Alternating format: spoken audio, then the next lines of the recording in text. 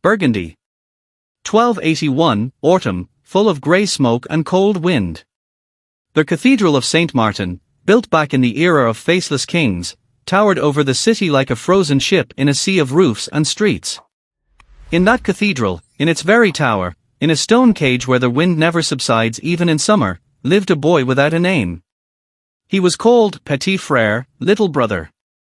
Not because he was a monk, but because he simply was a shadow in the bell tower. The one who is always there, but never appears among people. He was born under the dome of the cathedral, at night, when all the bells were ringing. His mother, according to legend, was a wandering woman, exhausted, frozen, without family and name, who entered the temple to ask for protection, and never came out again. Her body was found later, in the river, but the baby remained. The monks argued about what to do with him. Some considered it a sign from above, others, a temptation. The abbot, old and almost blind, made a simple decision: God gave, let God raise him. And the temple is his cradle. And so life among the stones began. The boy grew up in the walls, seeing the world only through bars, windows, cracks. His hands were thin and white, like wax on Sunday candles. His hair had never seen the sun, and his eyes had become too sensitive. He squinted even in the light of the lamp. He did not speak. Perhaps he did not know how. But can someone who has not spoken to teach a language? His world was sounds. The creak of wooden stairs. The breathing of stone. Hasty steps at the morning service. And, most importantly, bells. The cathedral had 3 bells, Maria, Joseph, and the old, little Michael, which was rung only at times of death. They had a voice, not just a sound, but a living, formidable language that beat in the chest, like the beats of a great heart. The boy learned to understand them. To feel their weight not only with his body, but also with his soul. After each bell strike, a vibration remained in his head for a long time, as if after a dream. Some monks joked that he was a child of iron, and that someday he himself would become a bell. At the age of 12 he was allowed to stay on the mountain, in the very bell tower. It's warm there, it's light there, it's high there, the abbot said. And he was never seen below again. He had a blanket made of sheep's wool, a thin bed, and a small lantern that he rarely lit. His eyes were used to the darkness. During the day he sat next to Maria, hugged her side, and listened. It was as if he hoped that one day she would speak. At night he listened to the wind that walked between the battlements of the tower, like an old god who no longer needed prayers. He didn't dream, because he didn't know what it was. He couldn't imagine any other life, because it was his only life. And he didn't suffer, because he had nothing to compare it to. But sometimes, when the laughter of children helping to clean the yard could be heard early in the morning below, he would freeze. And not from envy, but from something that could be the memory of something that never was. The silence in the bell tower was special. Not empty, but filled. A silence in which you can hear the stone aging. How the trees in the city sway. How the very copper of their Maria quietly crackles when the air temperature changes. In this silence, he talked to God, but not with words, but simply, with presence. As if to say, I am here, I am. And that is enough. Time didn't pass in the bell tower. It flowed like wax, drop by drop. And each drop is a day. A day where nothing happens, but everything remains. At 13 he learned to tell the time by the angle of the shadow cast by the arch above the stairs. At 15 he learned to distinguish the seasons by the way the bell sounded after the rain. In spring, it was soft, with a taste of moisture.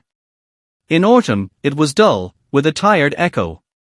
In winter, the bell seemed to crack like an old bone. And in summer, it rang brightly, like light in a metallic form. This was his science, his philosophy, his eternal university. No one went up to him. Except once a month, his older brother with food. He left his basket by the door and quickly went down. The monks said that the silence in the bell tower was slippery, that it clung to the soul. Like a disease. The boy heard these words, they were often whispered below. But he was not offended. Because to be offended, one must feel separate. And he was not separate. He was part of the bell tower, like the stone, like the wind, like the rope that intertwined with his fingers. But something changed in the 19th year. Spring came too early. The mornings became drenched in rain and smoke. The city under the windows moved differently, people spoke louder, horses beat their hooves restlessly. Somewhere a war had begun, but for him the war was only a sound in the distance, like the stamping of underground hammers. And then, for the first time in a long time, there was a knock on the door of his cell. It was not a monk. Not a pilgrim. Not a madman. It was a scribe, young, new, fair-haired, with thin fingers. He wore black clothes from Rennes, skillfully sewn, and had a voice that sounded as if he were not used to speaking to silence. "I heard you live here," he said. "I also listen to the bells. But I need your ear. I write about sounds. And I want to know, what do you hear where everyone else is silent?" The boy did not answer. But he did not run away. He did not turn away. And this was new. The scribe left a small scroll, a blank sheet of parchment, and a thin coal rod. "If you want to say something, even one word, write. I will return." The boy looked at the sheet for a long time. More than a day. He did not touch it. As if it were alive, and could bite. For the first time in his life he felt separated. Not a stone. Not a rope. But a person who someone wants to hear. Several days passed. And one evening, after a long rain, he took the coal and wrote just one word, soft. The scribe appeared the next day. He smiled, without commenting. And asked, "And after the thunder?" The boy thought, for a long time. He took a new sheet. And he wrote, angry. It was a conversation. Unusual. Without a voice. But his fingers trembled. And something cracked. Not in him, in the silence. Because when you speak, even with one word, space begins to resonate inside you. The emptiness that had long been filled with silence now awaits an answer. He began to write more often. Not sentences. Not stories. But feelings. The bell of Mary, today is painful. The stone groans, it seems there will be a thunderstorm tomorrow. The light today is heavy, like guilt. And the scribe began to return. He brought more sheets. Sometimes he read fragments of Augustine aloud to him. Sometimes he was silent for hours next to him. The boy no longer felt like a shadow. But he had not become a complete man either. He was between. Between the bell and the word. Between the echo and the answer. Between the stone and the skin. For a long time he did not understand that a word was also a bell, only directed not at the sky, but at another person. When the scribe brought the sheets, the boy did not simply answer, he gave himself away. Not only thoughts began to appear on the yellowed parchment, but entire moods that had been rushing through him for years, like water under frozen ice. The blows of the bell are like the pulse of God. But sometimes I feel, my heart is no longer beating. I saw how the light fell on the stone at such an angle that the wall seemed to me to be a face. I am afraid, if I speak, I will crumble. The scribe read silently. Sometimes he wrote in his own diary. But he did not touch what was not said out loud. Because he knew, silence is not emptiness. It is the body of pain that has not yet recovered. Once he brought with him an old instrument, a monochord. One string, a wooden frame. Almost nothing. But when he drew the bow, the sound became so pure that even the wind in the tower fell silent. The boy sat still. For the first time in a long time, he cried. Not with sobs, but slowly. His eyes, accustomed to the wind, let out water, as if the bell were giving its last echo. It was a night of silence. Because the next morning the bell, Maria, was to ring in honor of the great saint. But the boy did not pull the rope.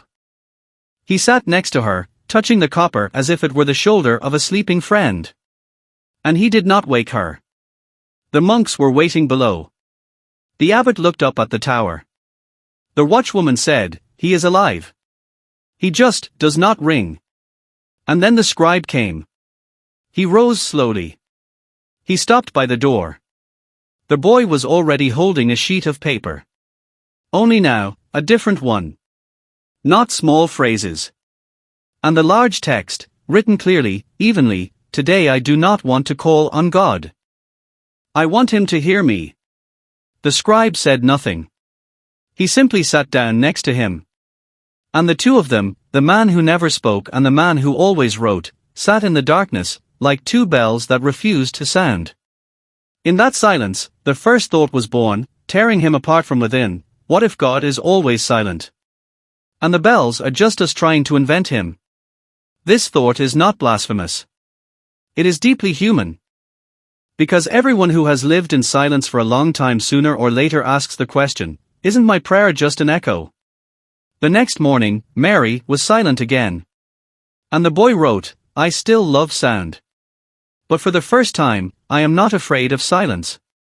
Time began to change. Not in the hours, but in the very air. He felt, what was eternal was now beginning to move. And in that movement, the thought of escape was born. I won't escape with my body, I'll escape with my heart. From the tower. From the echo. From myself. There is one peculiarity in the world of bells. They can only sound when someone strikes them. Copper is silent by itself. Its voice is not natural, but imposed. Even the most sacred sound is the result of pressure. He realized this one night, when their Maria was to call for service again, and he, looking at the rope, suddenly thought, what if I don't serve her, but she serves me? What if all my life I have been not a part of the bell, but its hostage? He did not strike. And waited. 2 minutes passed. 5. 10. Below, the cathedral came to life, as if someone had thrown a stone into water. Running. Hustle. You could hear the doors rattling, but not a single sound reached the bell tower completely. For between him and the world stood the tower. His home. His cell. His bell. For the first time in 20 years, he opened the door to the outside on his own. Not all the way. Not all the way down.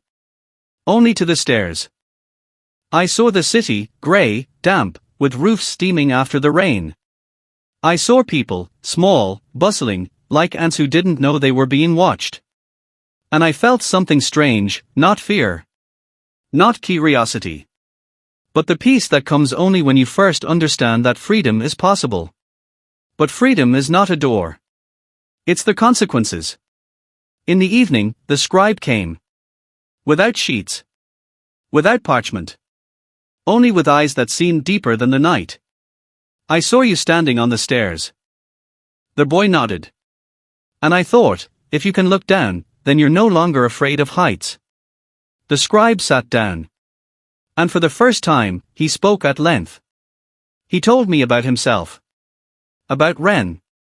About monks who copied books but never read them. About words that have power only when silence is embedded in them. The boy listened. Not like a shadow. But like someone who is.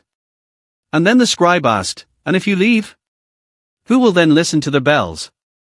It was an honest question. An honest silence in response. Because it was then that the boy understood, he was already being heard. Even if he was silent. Even if he disappeared. His being had already left a trace. He spent the night sitting with his back to the Maria. The moon was falling on the copper. The shadows were long. And the cold came not from the stone but from within. He did not sleep. He did not write. He simply breathed. And every breath was, I am. And every breath was, but not forever. After dawn he did something he had never done. He wrote down his name. No one knew it. Not even he himself. But he wrote, I am a sound that has not been heard. It was a name. His only one. And the last. The night before his disappearance was quiet. Not silent, but precisely quiet. As if the entire cathedral had frozen in a deep breath that no one dared to exhale.